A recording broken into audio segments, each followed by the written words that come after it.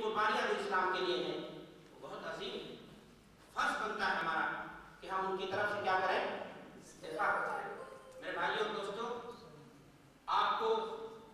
میں نے آپ سے کہا کہ آج کی مجلس کا انعقاد یا اس موضوع کا انتخاب اسی مقصد کے پیش نظر ہوا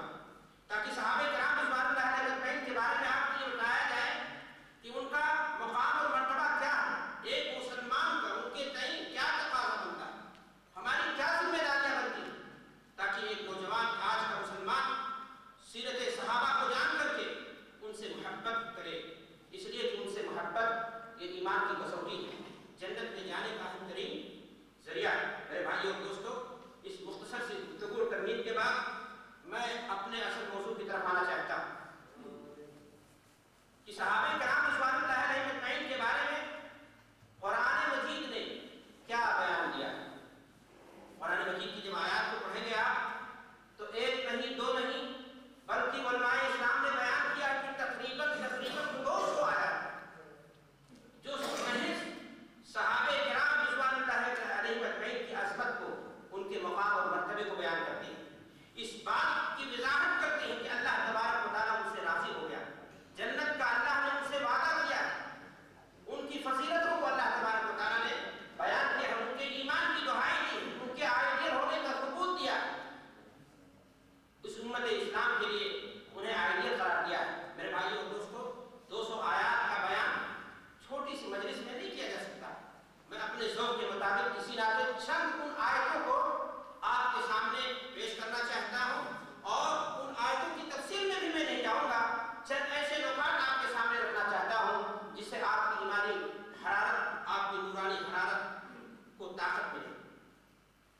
میں نے آپ کے سامنے خطبہ مسنونہ کے بعد قرآن مجید کی ایک آیت کریمہ پڑھی ہے. اللہ تعالیٰ قرآن مجید کے اندر ارشاد فرماتا ہے محمد رسول اللہ، محمد صلی اللہ علیہ وسلم